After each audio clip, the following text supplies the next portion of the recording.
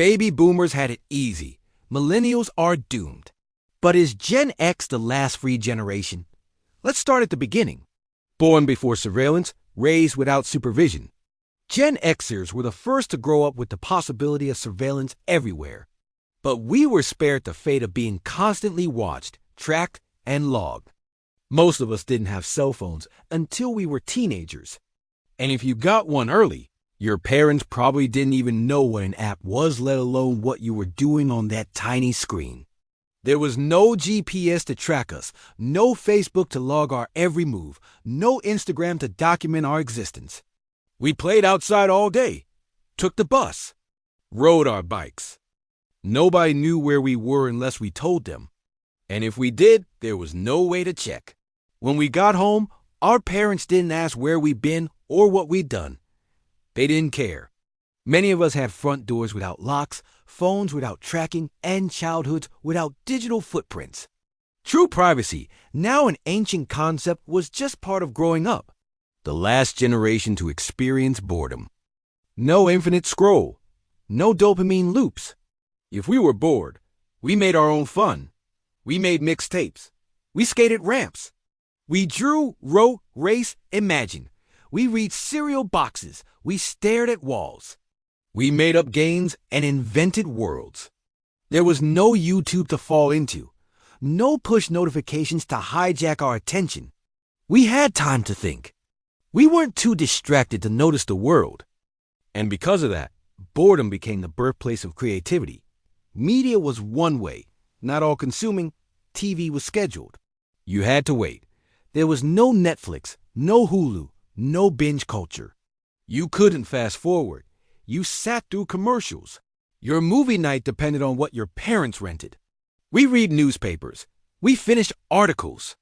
We found music through friends, radio, liner notes. You didn't stream one song, you played the whole album. We didn't watch strangers live their lives. We didn't compare ourselves to filtered influencers. We didn't need likes or followers. We just lived. First to use the internet, but not owned by it. Gen X used the internet, but we weren't born into it. We remember the first time we heard the dial-up tone. We used chat rooms, Napster, message boards. We lived through the analog to digital transition. But we weren't raised inside the matrix. We know what unplugged feels like. We can live without scroll. We're not addicted to engagement because we experienced life before it all got plugged in. Freedom in failure and self-reliance. We didn't have helicopter parents. When we got hurt, we handled it. When we got punished, we served the time. When we faced bullies, we figured it out.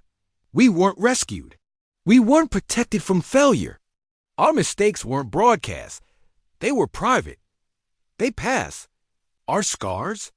Proof we were trusted to handle life. Proof of real-world autonomy. Work was work, not identity. Jobs didn't define us. We could clock out mentally and emotionally. We didn't need a personal brand. We didn't hustle for social media content. Work stayed at work. Vacations were actual vacations. We weren't judged by productivity metrics. We worked. We went home. We rested. Contrast with today's hyper-connected world.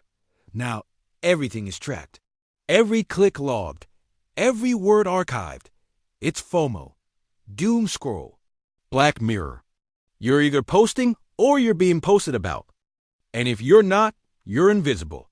And if you stay invisible, you're suspicious. Today's kids never get to disappear. They're always on camera. Always performing. Always connected. Why Gen X values autonomy so deeply? Because we raised ourselves. Because we trusted our instincts. Because we saw the lies. Because we watched things change, and not always for the better. Because we remember real freedom. Not as nostalgia, as fact. We know what it feels like to disconnect, to vanish for a while. We remember when life wasn't always on, and we want to protect that memory, that possibility. Final reflection. What we lost and what can still be saved. Gen X may be the last generation to remember freedom. Freedom to think, to live, to fail. Freedom to just be. We remember the quiet. We remember the space. We remember the time before constant connection. It's not about rejecting the present. It's about protecting what we had. Even if we can't turn back time, we can still choose freedom. The question isn't, were we the last free generation? The question is, how do we make sure we're not? Thank you for watching.